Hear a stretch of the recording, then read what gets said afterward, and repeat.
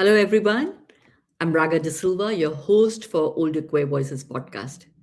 In this episode, Serving in Silence, we explore the hidden histories of LGBTQ plus service in the UK Armed Forces. Our guests today are Sharon Pickering, a former RENS, known as Women's Royal Naval Service, whose career was cut short when she was outed as a lesbian, and Commander Roly Woods, retired Commander Roly Woods, as he said, who served over 20 years while keeping his identity hidden. Together, they share personal stories of courage, resilience, and leadership under a military culture that once banned LGBTQ plus service. From secrecy and survival to advocacy and recognition, their experiences reveal the human cost of exclusion and the power of authenticity and storytelling to create change. Let me welcome Sharon first. Hi, hello. Sharon, lovely to have you as a guest. Thank you, Raga. Thank you for inviting me. You're very welcome. And welcome to retired Commander Roly Woods. Hi, Raga. Thanks for inviting me too. Love to see you. Thank you. And I'm going to call you Roly with your permission, of course. Of course. Okay, so I always like to start with the listeners because I know how the listeners want to understand your background first and foremost. Like, what made you go into the armed forces, for instance, as a young person? What drew you into a career in the military? So let me start with you, Sharon. Okay. I grew up in the military. My dad was a soldier from when I was 6 years old. So going into service wasn't ever, questioned in my mind, really. First of all, I wanted to be a police officer, and then I wanted to join the army. And then I realised that I could do both if I did it correctly, because the military had an upper age limit, the police didn't. So I thought, well, I'll join the military and then I'll go on to do a second career in the policing. So it all felt very natural, really, when I applied to all three services, and the Royal Navy came back quickest. I drove over from Germany over to England, because that's where I was living at the time, and had my assessments. And 6 weeks later, I was on the doorstep to HMS Raleigh, and commenced my phase 1 training. And how did your family react to that? They were very pleased. I know that I had first expressed an interest in joining the army, and with my dad being a soldier, he really didn't want me to join the army for his own various reasons. But when I said I was joining the RENS, they were both very pleased at that. Sure. And I'm going to ask you a very important question. How old were you at that time? That was in 1989, so I was 20 years old. Wow, like really, really young. Yeah, not young as some of them, because I was on an intake with RENs that were 17 years old. So that was the youngest you could join the military as a female, 16 as a male. Okay. So I was actually one of the older ones on my intake at 20. Wow. Okay, so Roly, I'm going to come to you, and so please tell us a little bit about yourself as a young person and what Sure. drew you to a career in the military. Yeah, no problem. So I was always quite outdoorsy growing up. I was happiest in a tent up a hill in the sea, although growing up in Leicester, opportunities for being in the sea, not that many. And I was heavily involved in scouts from an early age, became a young leader quite early on, which gave me my first real sense of responsibility. And I love that sense of sort of shared endeavour, looking after people, giving direction, being relied upon, that sort of stuff. And the Royal Navy felt like a natural extension. I didn't want an office job.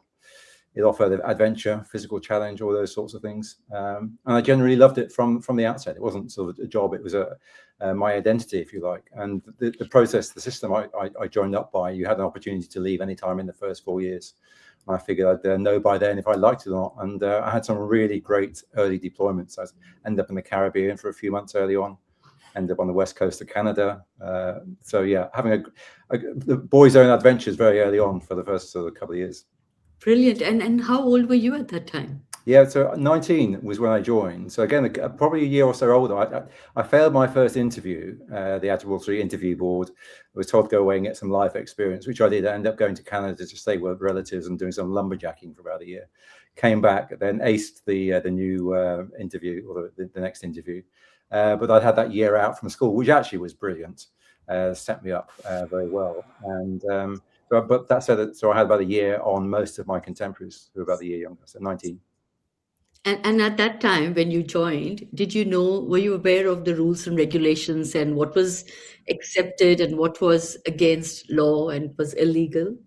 It wasn't on top of my list to check when I sort of was doing the research, but very early on after you joined, it was made very clear what was not permitted. And as we got into training, they explained very clearly what you should look out for and what you should do. But I wasn't overtly gay. I didn't come out to myself until my late 20s. So I was a late developer in some ways. I'd had girlfriends and what I thought was a very sort of satisfactory lifestyle, but gradually realized that, there was more, there's something missing. And that became obviously complicated life, but perhaps we can come back to that. Yeah, we'll come back to that. And so in the meantime, Sharon, we'll come back to you and we need to know your journey. Like, were you told at the training, what's permitted, what's not permitted, what's legal, what's not illegal? So were you out at that point and what were the thoughts that were going on? No, absolutely not. I wasn't out at all. I think I kind of knew in the back of my mind that I was different, but I didn't have the knowledge to actually name it. And then when we got to HMS Raleigh and we were having phase 1 training, we actually had an input in the classroom one day about how it was illegal to be gay in the military and the consequences and what would happen. And I remember sitting there thinking, oh my gosh, this might be the unnamed thing that I have in my life that I don't know what to call. And as a consequence of that unknowing about myself, was I going to lose my career? So I kind of wanted to put it behind me and not actually accept anything about my own identity. I just wanted to be successful at being a Wren, and I just wanted to get through basic training. I just wanted to get through, trade training. So it was a bit of a fright when, the regulators come in, which is the Naval Police, come in and give you that input to say, there is no place for you in this military if you are gay. So did they also share what were the consequences if you were gay? Yeah, termination, investigation and termination, right there. If I had put my hand up in that lesson and said I was gay, I would likely have been marched off a camp and packed and gone that day. Wow. So I just want to understand, Sharon, like when you said you were 19 when you left home basically to start a job, why did you feel that you didn't know what those feelings were? So just draw some kind of a background for us growing up. Why did you not understand those feelings? Was it because of representation, role models? I think at the time it was all about Section 28 was all around at that time growing up, and there wasn't any role models on TV or shows or anything like that. I was brought up in a military establishment, so I wasn't aware of any other gay people. I would imagine now, 50 years on, that they're not quite 50 years on, 40 years later, that there probably were gay people, but they just didn't identify or come out.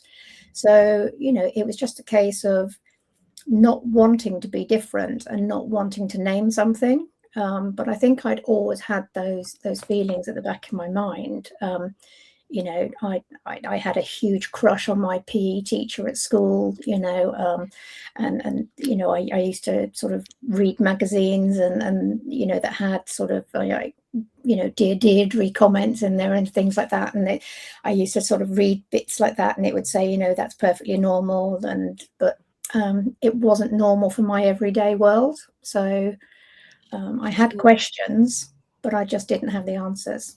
Wow.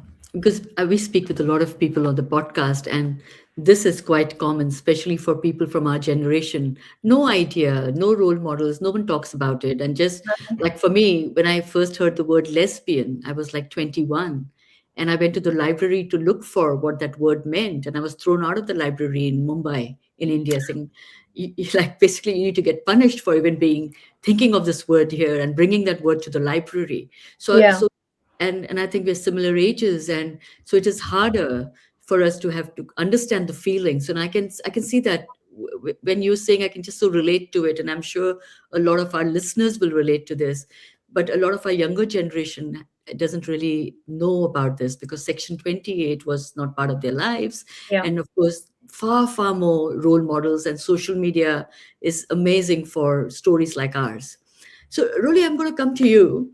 I'm just trying to set the scene again. You're 19 years old. You're there now. You don't really know about your own sexual identity at that point. And you said you came out in the late 20s to yourself. So how did that journey happen until the late 20s? And just tell us more about that. Sure. Well, just going back to your comment about role models and growing up. So I grew up in the 60s and 70s, so grammar school 70 to 77, and exactly the same. Absolutely no education about relationships or same-sex issues. No role models. I always say the only two role models I had were John Inman and Are You Being Served, and Larry Grayson and Shut That Door sort of thing. Just super camp, very funny, but completely irrelevant to my lifestyle. So you're absolutely right. No information, no role models, and you're sort of muddling through a bit like Sharon. You're aware of something, but not really conscious of what it was.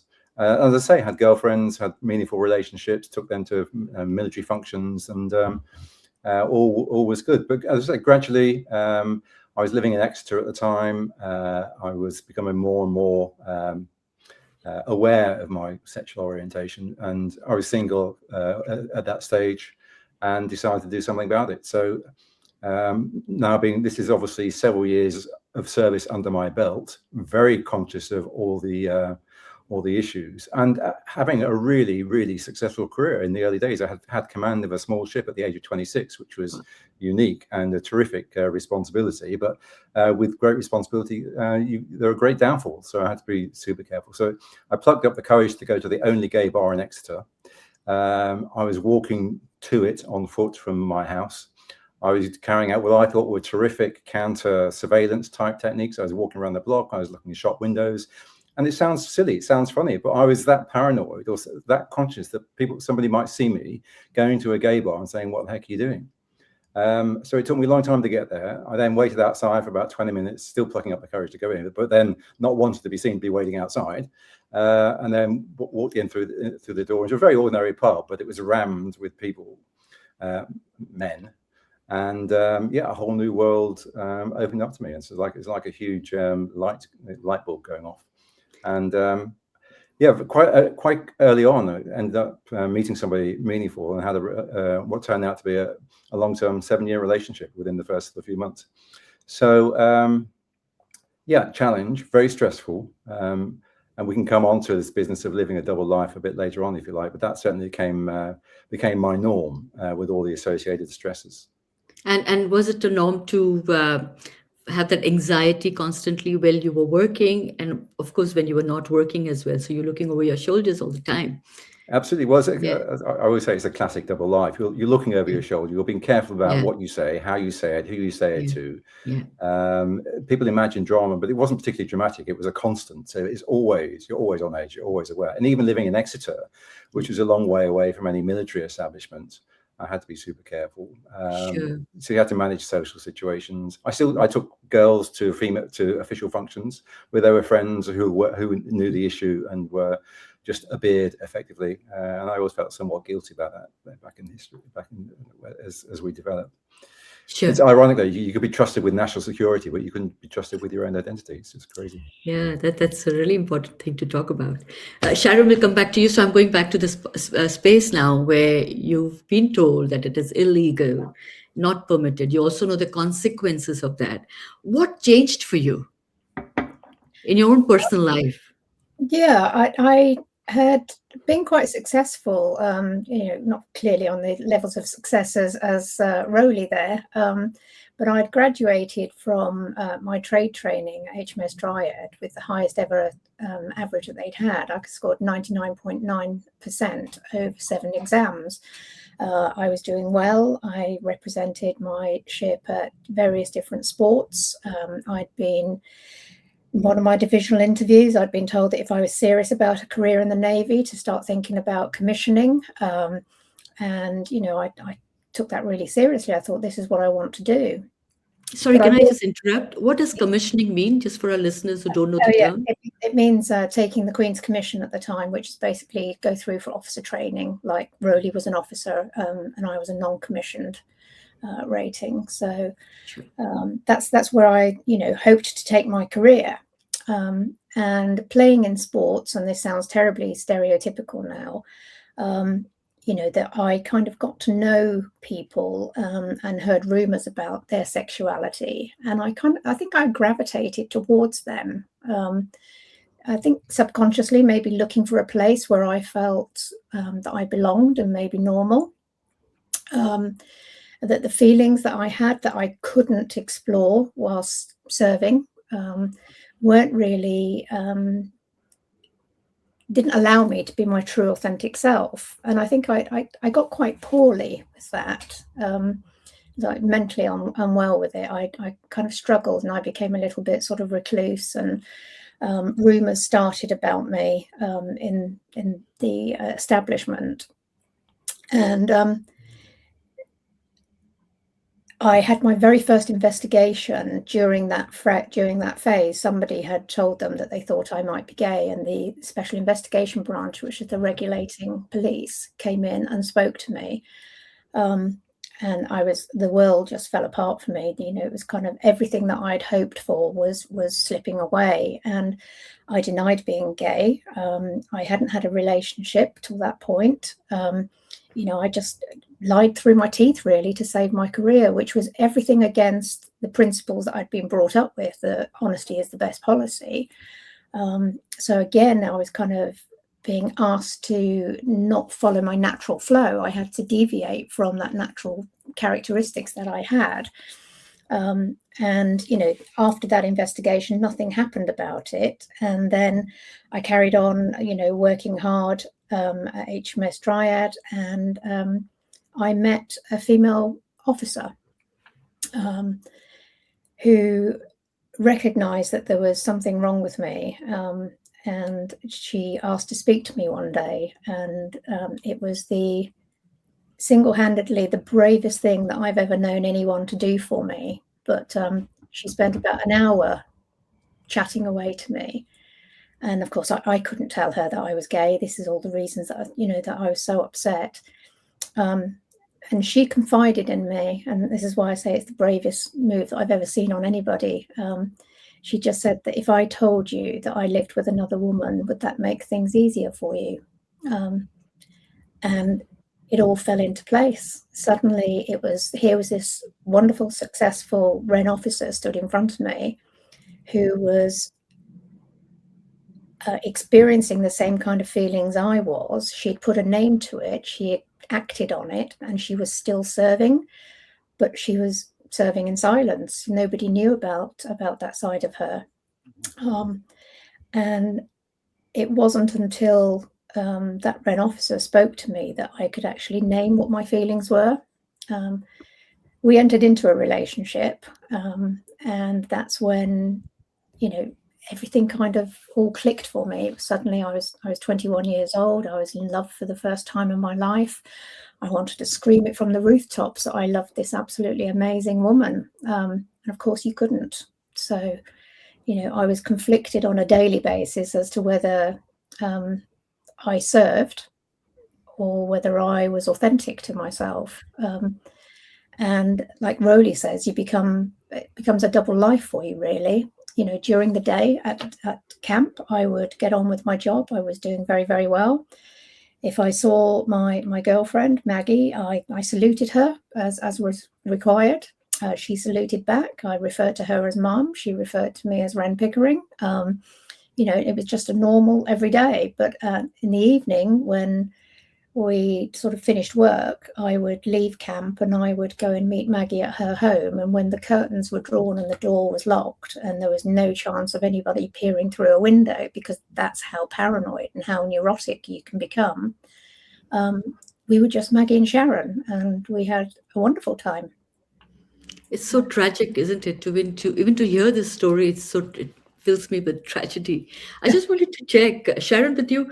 And I will keep going back and forth if you don't mind. And I'm saying that you said there were rumors spread about you that you were gay at a point when you were not even out to yourself. You didn't even understand that language, right? So why do you think there were rumors? That's number one. And number two, how did you manage bless you, how did you manage to stay hidden within the relationship with Maggie?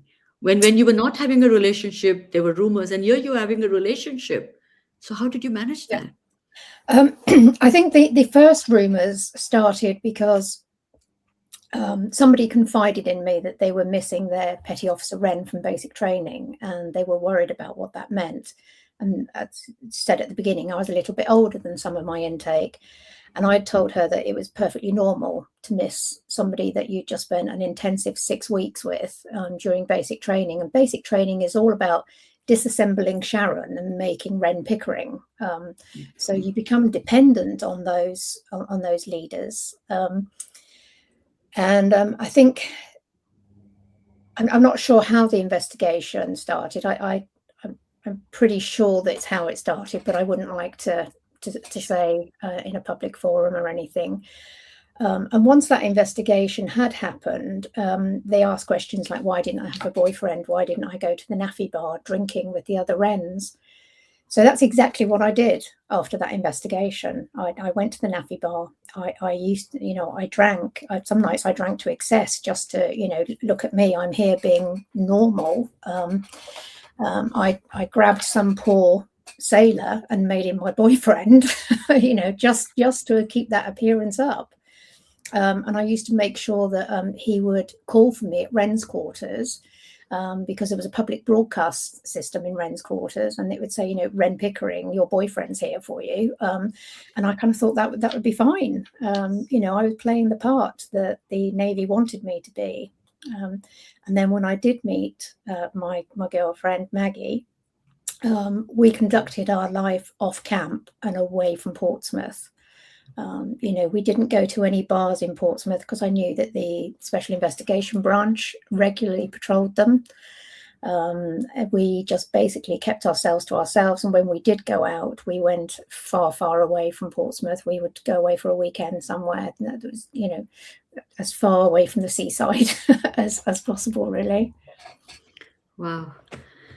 Oh, yeah, it's like how hidden, and how it's a double life you lead, right? How much of stress it must put on you, your mental health and your emotional well-being. Roly, I'm going to come back to you. Now you're here at a pub. You've gone out. It's at the gay bar. You've met the person with whom you were with for 7 years. Now all this time serving as well. So how did you manage? Yeah, hugely challenging. I was going to tell you the story about my sort of runs ashore. So nights out in Exeter, I had two distinct run ashore routes, one with my gay friends and one with my Navy pals who would come up and stay.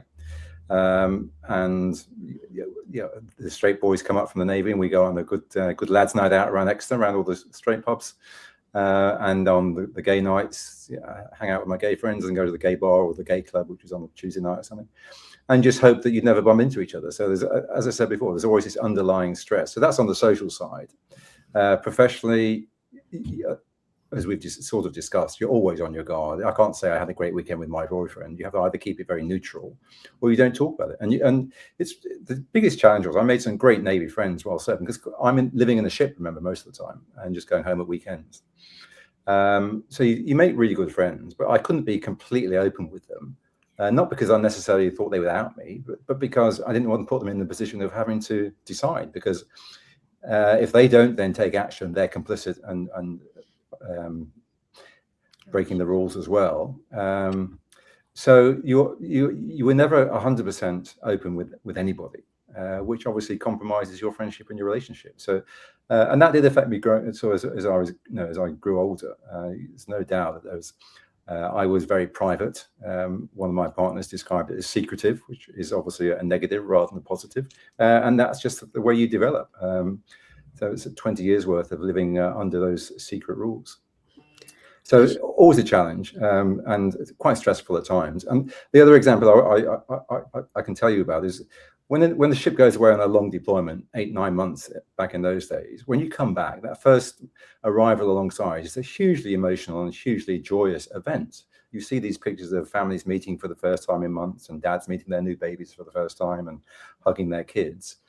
And of course, so my mother came back to meet me. My partner at the time came with a female friend of the family with her toddler, looking like the perfect family, the three of them, which was quite risky in some ways. But of course, we couldn't express any emotion. It was, yeah, how are you? Nice to see you, Peter. But you couldn't hug, you couldn't be as emotional at all. And that was always very sad, because that's one of these sort of the joyous moments of certainly naval life. And I always reflect on that, on sort of the not only the risks we took, but the what we missed out on in those sort of those circumstances. Yeah, I think it's the missing out, is it? Isn't that how it is? I mean, it is for me. I came out nearly at 50 and I said, wow, all those years that I could have had that kind of a life that I missed Yeah. out on. It's very hard to even explain or describe that feeling. You can just use the word missing out. But Yeah. Rolly, I want to come back on this. Like, did your parents know about your So relationship? that's an interesting question. So I didn't come out to my parents for a long time, because it's that era, growing up in the 60s and 70s. It wasn't a conversation I felt I could have very easily. And in the end, I came out to my mother as I was splitting up with Peter, who she knew really well, got on with like a house on fire, and he was the lodger in the same house. Yeah, I mean, when you look back, it's just ridiculous. But yeah, we got away with it. But so I was had a conversation with her, because they were sharing the house together at that stage. And I just wanted to make sure that she was aware in case it went a bit strange. And so I took her out for a large gin and tonic, and I explained, as you say, I thought there might be a bit something more to it than just friends.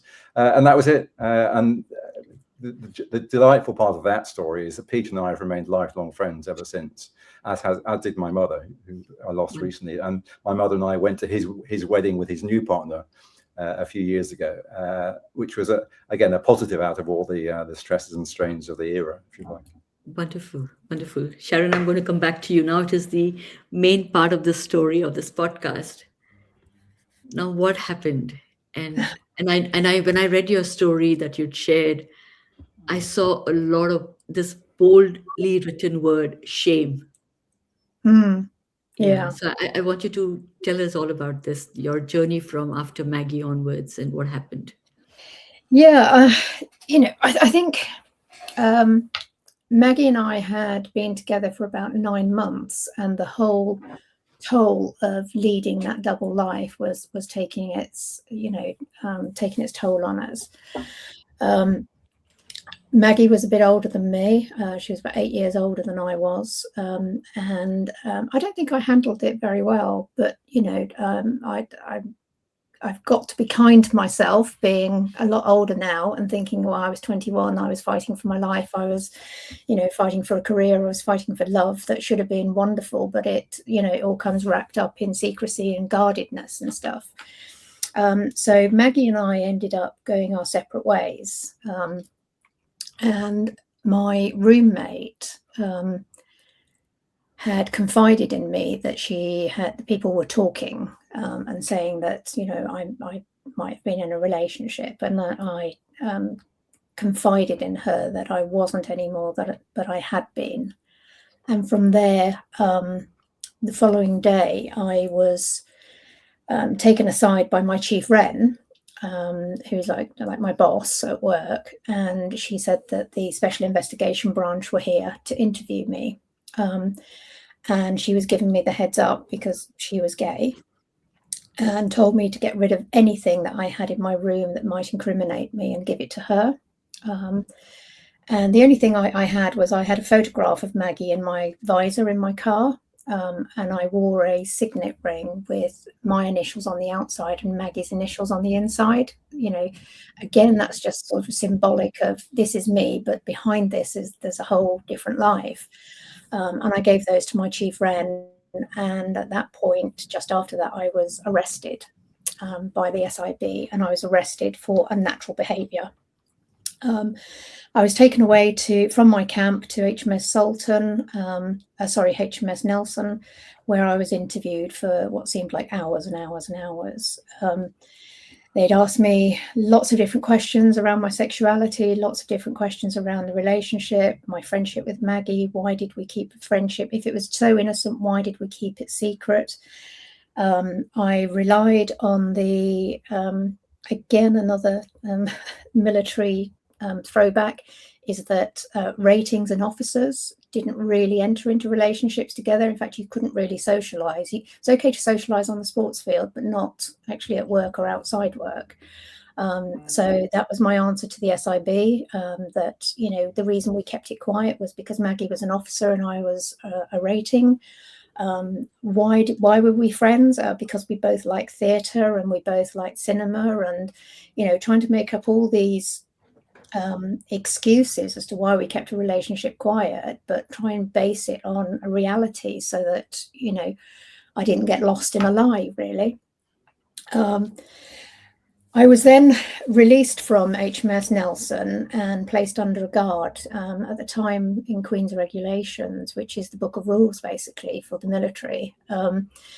I was then kept under arrest, but I had to have a female guard with me for 24 hours a day.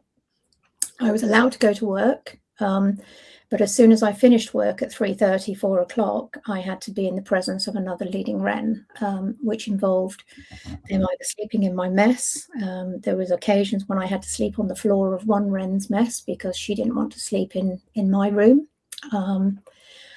I was interviewed over and over and over again. It was very, very oppressive. No well-being, no safeguarding, no legal representation, no let-up. The questions they asked were really, really in-depth, almost a sense of perversion from it.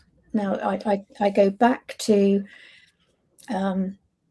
my policing career, which was after the Navy. I was a custody sergeant, and there is no way that I would allow a police constable to interview legally in that manner that the Special Investigation Branch interviewed me.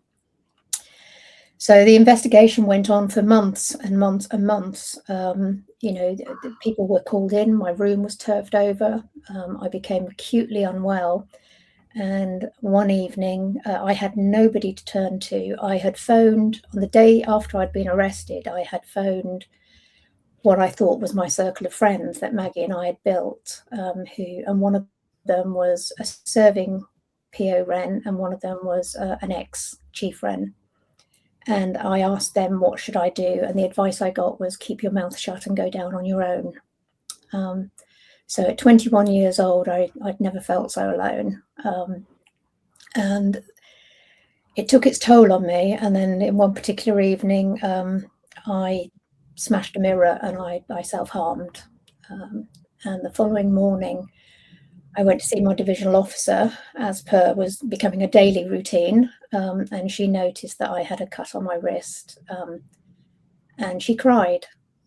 And I cried too, and I just said, just tell them that I am gay. I need this to be over, and if they don't leave me alone, I'm not going to be here. So she told the SIB that I had admitted to being gay, and she was absolutely heartbroken, bless her. You know, she was very, very supportive. So they came and arrested me, and they took me away in the back of a black car, and I really didn't know where I was going. I had no idea where I was going this particular day. I thought, you know, 21 years old, I thought, you know, are they going to kill me? Are they going to drive me into the woods? What are they going to do now that I've admitted that I'm gay? And they pulled over into, it was just one driver and me, and they pulled into a lay-by and leaned over into the glove box. And I thought, oh, this is it. This is how I end my days. And they pulled out a cap tally. A cap tally is what the Navy wear on their headdress. And it was HMS Sultan cap tally, and I got told to take off my dryad and put Sultan on. And then about 5 miles down the road, they drove into HMS Sultan, and I can't remember thinking, I survived that. You know, what's next? And I was kept at HMS Sultan and told in a single room. I was kept incommunicado. I wasn't allowed to contact anyone. And told to report to the regulating staff officer in the morning. And that's where I worked for the next couple of months, whilst they conducted further investigations. Now, they weren't happy with the fact that I'd said I was gay. They weren't content with that. They wanted to know really intrusive questions around what Maggie and I did sexually, how often we had sex, where we had sex, what kind of sex did you have.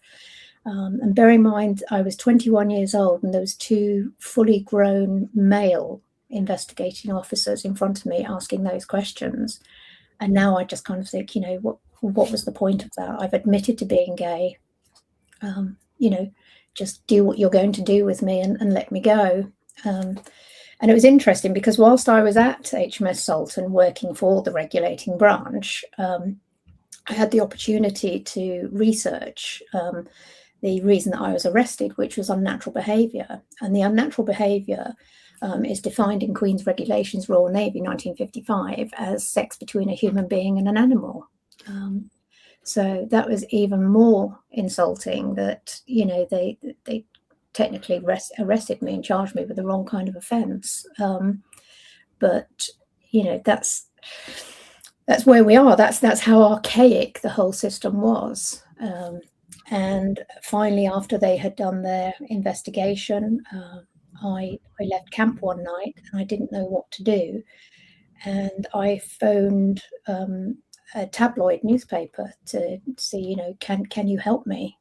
And they came and got me and took me off to a hotel, and I told them what my story was. Instantly regretted it because I thought, what am I doing? And said, I don't want to do this anymore. Just please take me back. I've made a dreadful mistake. I could get in even more trouble because I was just petrified that what the Navy was going to do. But instead of being compassionate with me and understanding, they'd arranged for a photographer to be present, and then they phoned the Royal Navy investigation branch and told them where I was. So there was a great big sensationalized sort of 2-page spread in the News of the World of me being arrested by the SIB and taken back to camp in the back of a police wagon. And then the News of the World had a phone in as to whether I should keep my job or not. And 67% of the News of the World readers thought that I should be fired. And I subsequently spent my last 6 days in the Navy actually in a prison cell. And that was it really. That was the end of my career. My parents came from Germany. They collected me and took me back to Germany, and I kind of hid out there for a year. Sharon, I have no words to express. I don't even know. It's like, is this real? Mm. And this is in the 90s, right? Early 90s. I'm just working this out. 1991. Yeah, 1991, right? It would be at that time. You're just so young, so courageous. And I know all the pain and trauma you would have been through, but so much of courage you have shown that you stood still in that storm. I think that you can even talk about it today. Even just as you're saying, I'm just getting goosebumps. Yeah. I don't think I stood strong. I don't think I stood still. I simply survived. I didn't have any quality of life. I didn't have any confidence. I just breathed. I kept on breathing. I locked myself in my bedroom for about 6 months. I didn't communicate with anyone. My parents must have been pulling their hair out, bless them. The only person I communicated with was my 18-month nephew. My sister used to open my bedroom door and put my nephew into the bedroom. I'd play with him. When he was ready to go, I'd open the door and he'd go back out, and I'd close the bedroom door. And I think looking back on it, you might say, a term at the time, I kind of had a bit of a mental health breakdown. I had a mental breakdown. I didn't communicate. I just didn't know what to do. I missed being in the Navy. I missed who I was. They'd stripped me of my identity, my health, my home, my career, my pension, and they stripped me of myself for a very, very long time. Sharon, thank you for sharing. Really, I really appreciate it. Raga, let me just jump in and say, sadly, Sharon's story is by no means unique, and the description of the excesses of the we say investigators, the people of the SIB and the Royal Military Police were trained interrogators. They're trained for the Cold War to interrogate Russian or enemy people. And here they were interrogating, in the vast majority of cases, youngsters in their teens and early 20s, as you've heard from Sharon. It's just appalling conditions and relishing in it. And there's no question from all the evidence that Lord Etherton gathered in his review that there was a great deal of malice And yeah. Power, I think Yeah. power and control as well. That's what I can see. It's Absolutely. very apparent. So, Roly, when you're listening to Sharon, and I know that you've been like served for about 20 years, and you were also very young. Are you saying, "Thank God I didn't have to go through it"?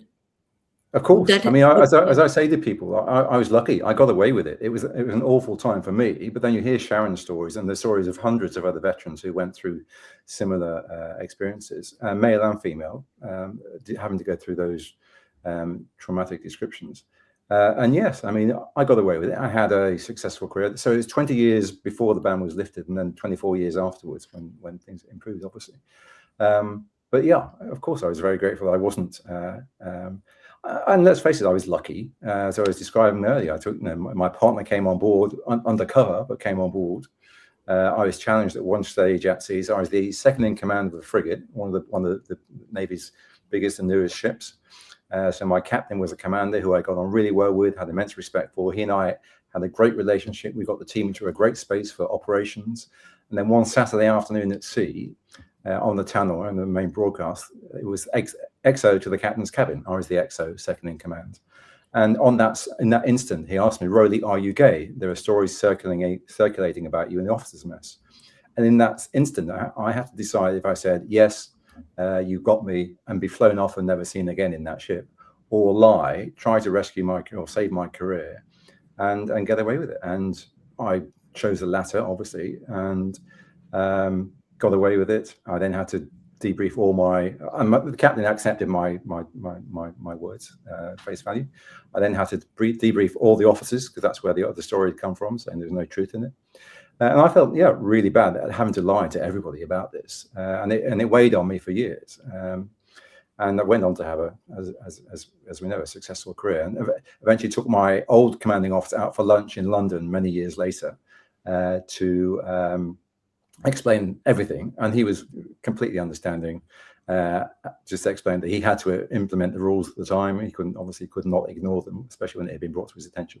But he was very supportive, and in fact, he very kindly wrote a really supportive letter to my application as part of the Etherton review, the financial scheme. He wrote a very supportive letter along those lines. So yeah, I was lucky. It was tough for me, but absolutely by no means anywhere near as tough as for many of the veterans who suffered so badly. Sure.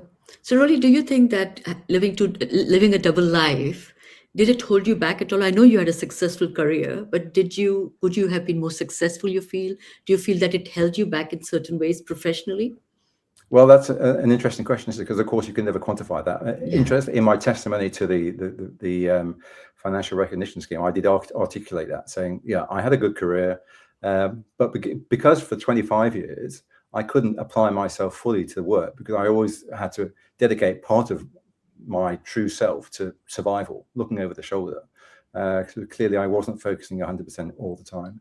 So was I held back? I don't think I was held back by the system from the point of view of, we weren't promoting because had they thought I was, then I wouldn't have stayed in, or I wouldn't have been allowed to stay in. But because it affected how I was working and how I was with people, and of course, a lot of promotion is based on your interaction with other people, your relationships. So I think it's a reasonable question. It's one I raised.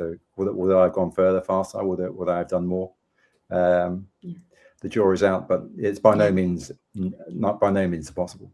Yeah, because it is not about the other people, right? Or the systems, like you said. It is you. Sometimes we hold ourselves back because we're carrying such a baggage.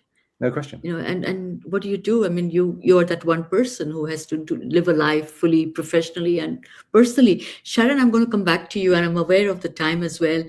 I'm really interested in knowing the present now. You've 21 years old, you've gone through life. Right now you're at a certain age. So how do you see life? And I know things have changed dramatically. There have been apologies served. So how do you view life now, and what does it look like for you?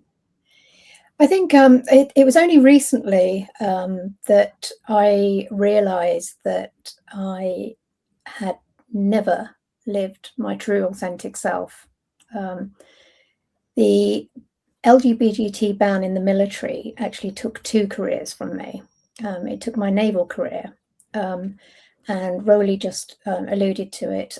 When I gave my written testimony to the Etherton report, that 34 years of trauma that I'd never dealt with as a young 21-year-old came back to bite me in the bum, basically. That, coupled with 21 years of trauma in frontline policing, just made me acutely unwell, and I ended up being diagnosed with complex PTSD, which is probably no surprise to any of the listeners. And from there, I was medically retired from the police. So that was, the second career that I had lost through the ban and the trauma that it caused in my life. And for me, I think the important part is what I hold on to now is that I understand, since my reparation service in October 24, when I was bestowed my apology and my beret and stuff like that, is that I do finally understand that none of what happened to me was my fault. It was the fault of policy. It was the fault of a service. And for many, many years, say up until from 1991 through to 2024, say 25, I always believed it was me that was wrong. It was me that was wrong fit. But it wasn't. It was the service and it was the policies that were incorrect. The people that made it right for me are the current service personnel that welcomed us back into, in my case, the Royal Navy. They're the ones that said, you are part of us and you should never have left. And those words mean so much to me, because it's validation. It's the people that I feared so much who would ostracize me whilst I was serving were actually very accepting of us and very welcoming and very accommodating. It was the policy that was wrong, but it was the people that made it right. So you've made peace with it, Sharon? I have. I've overcome my demons. I am now working as a veteran community worker for Fighting with Pride. So I can actually hopefully support and advocate for veterans that have been in the position that I was in and couldn't see a way out of.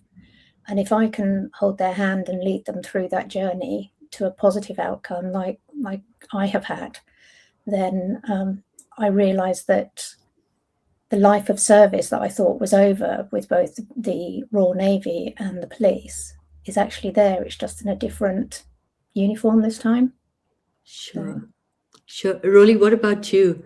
What about your current, where are you? What kind of advocacy are you doing? Sure. So I finally retired about 12 months ago after, say, 46 years altogether, which is great. But in the interim, in 2020, I contributed to a book that Craig Jones, one of the founders of Fighting with Pride, edited, called Fighting with Pride, which captured the first 10 stories from people who served under the ban, just to draw attention to, and to mark the 20th anniversary of the lifting of the ban. And from that work, Fighting with Pride was established because we realized there was this massive cohort of veterans who'd just been abandoned completely, blighted lives, kicked out, appalling treatment, but then nothing had been done, even after the ban was lifted. So 20 years had gone and nothing had been done. So Fighting with Pride was put together quite early on, and I was the founding trustee as well as writing some of the book. And under Caroline and Craig, we got some formal research completed to try and articulate the impact on veterans. That then led to evidence being given to the Defence Select Committee, which then led to pressure on the government to establish the Etherton Review. And from that, we had Lord Etherton, who was the most amazing judge that could have been given that role, former Master of the Rolls, first gay High Court judge, and very much on side with the process. He called for evidence, had over 1,100 submissions of people commenting for him. From that came his report, which came up with 49 recommendations, the first of which was the apology from Rishi Sunak, from the Prime Minister, on behalf of the British state in July 2023.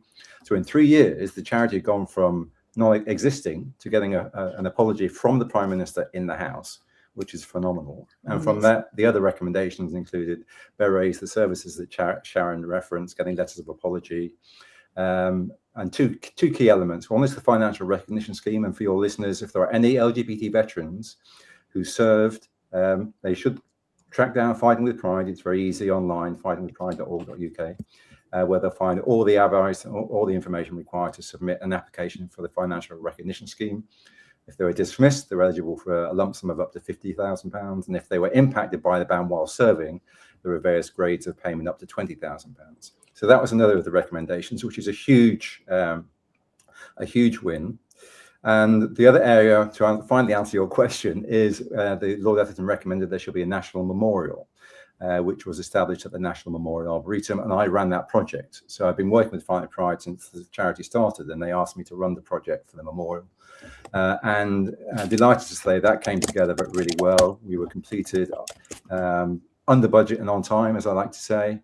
And the icing on the cake was His Majesty the King came to the dedication service for the memorial, which was hugely important to the veterans. It wasn't just a nod to the veterans, it was tacit acknowledgement of the way they were treated, and acknowledgement by the head of the armed forces. Of course, the monarch is the commander-in-chief of the armed forces.